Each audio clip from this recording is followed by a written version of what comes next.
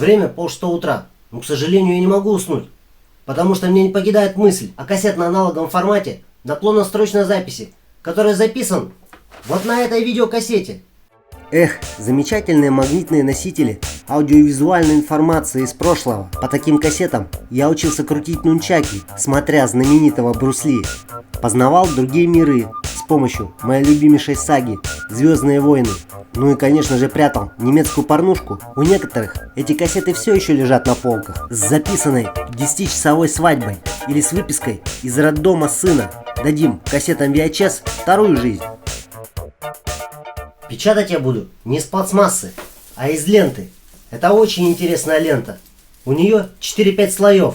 И один из них магнитный слой, который состоит из маленьких игольчатых частей. Его части очень мелкие. В общем-то, этот слой и возбудил меня поиздеваться над аналоговыми магнитными носителями. Хорошо или плохо напечатается, вообще не важно. Меня интересует магнитные свойства этого материала и электрическая проводимость, если с него вообще хоть что-то напечатается. Приступим!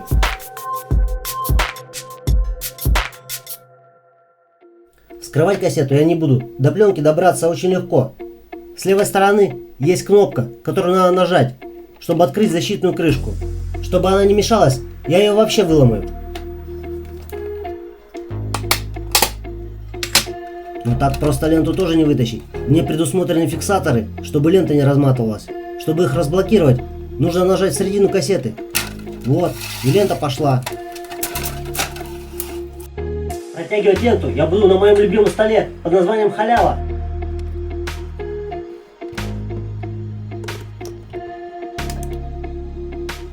Теперь экспериментальным путем попробую подобрать, сколько же слоев нужно ленте, чтобы проток был толстый.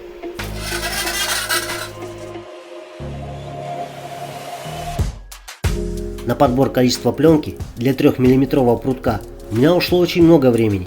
На одну ленту меньше, и пруток становится мягкий и рыхлый.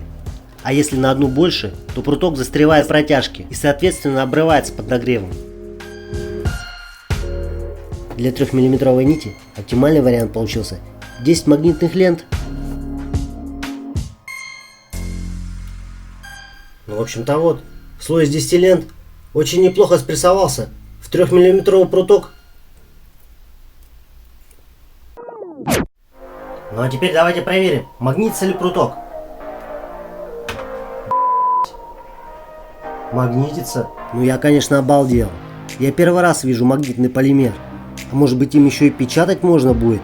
Мне пока даже в голову не приходит, куда его можно применить. Есть идеи? Поделитесь. Попробую замерить нить на прохождение электрического тока. И опять я в восторге. Хоть и сопротивление высокое, десятки мегаом, но ток все равно проходит. Думаю, если прогнать через экструдер, то тело филамента будет плотнее, соответственно, лучший контакт металлических частиц, и вследствие чего сопротивление упадет. А может быть, попробовать через него подать напряжение 220 вольт? Хочу сказать, что я до жути боюсь сетевого напряжения 220 вольт, хотя с детства вожусь с электрикой и радиоэлектроникой. Прежде чем включить в розетку, обязательно проверьте все на несколько раз. Обратите внимание, что на приборе 228 вольт. Я специально замерил, чтобы убедиться, что пруток под напряжением. Ну и под конец зажгу светодиод.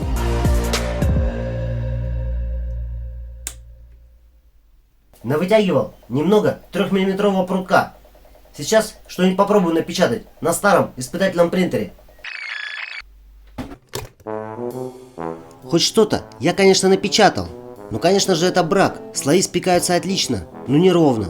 Думаю, проблема в том, что 3-миллиметровый пруток просто не успевает плавиться в нагревательном блоке. Да еще и само сопло 0,6 мм. Сейчас я попробую сделать пруток близкий к 1,75 мм и перейду на другой принтер с соплом 0,4 мм.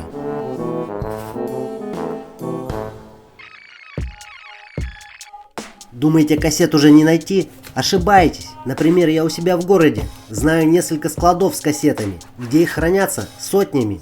Еще я занимаюсь и перезаписью кассет, так называемой оцифровкой видео. Мне часто оставляют люди кассеты. После перезаписи на флешку они им уже не нужны. Сейчас я избавлю кассеты от защитных крышек и антиразмоточных механизмов. Создам так называемый картридж из 8 кассет. Это оптимальный вариант для нити 1,75 мм. Ну а далее предлагаю послушать музычку и посмотреть видео без комментариев.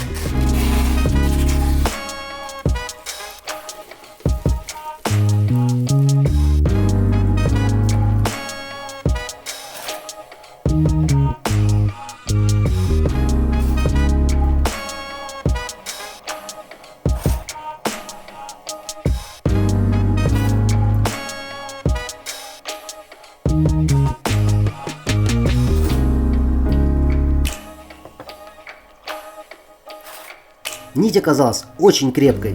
Попробуйте порвать одну пленку от видеокассеты, а их тут 8. Диаметр прутка получился очень стабильный. Отклонение в 0,1 мм. У детальки получается очень красивая и приятная на ощупь текстура. Это при большом увеличении она выглядит невзрачно. При просмотре без увеличения в несколько раз цилиндр выглядит потрясающе.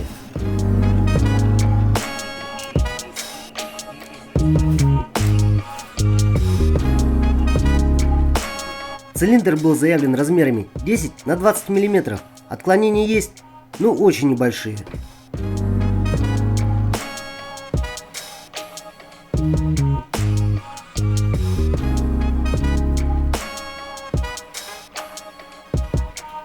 Хотел напечатать какую-нибудь механику напоследок из этого прекрасного полимера, но на глаза мне попались горшечное изделие 1 и горшечное изделие 2. Я решил, а почему бы не напечатать горшечное изделие номер 3? Как говорится, Бог любит троицу, но нужна же компания Ковиду и Радику. Ставлю материал на протяжку. Эх, не хочу портить эту прекрасную музыку своим голосом, так что постараюсь здесь комментировать по минимуму. Полимер не совсем хорошая адгезия со столом, так что я воспользовался канцелярским клеем. Температура сопла 255 градусов, температура стола 90.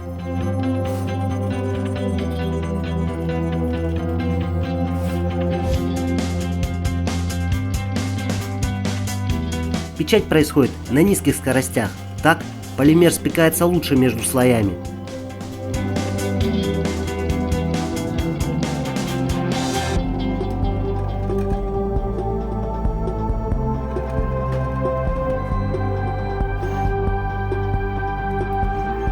Дополнительные детали я, конечно же, напечатаю своим любимым ПЭТ-пластиком.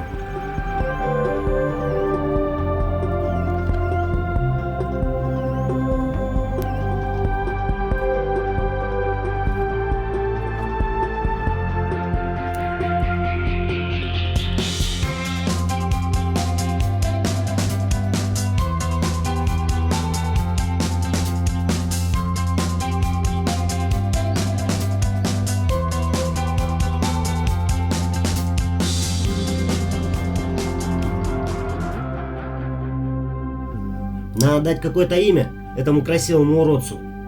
Может быть, Брюс Ли? Или вы поможете?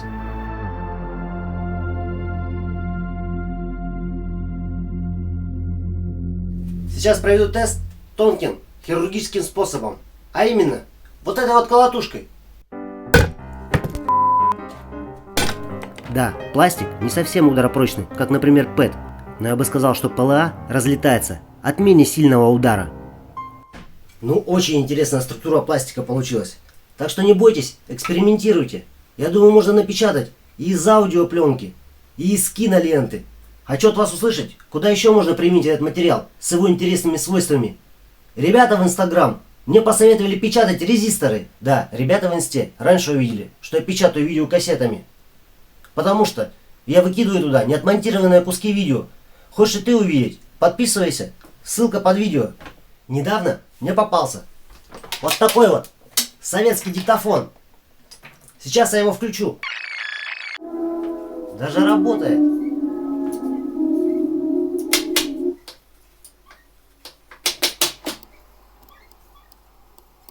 Полный комплект, наушники, блок питания и даже лента есть.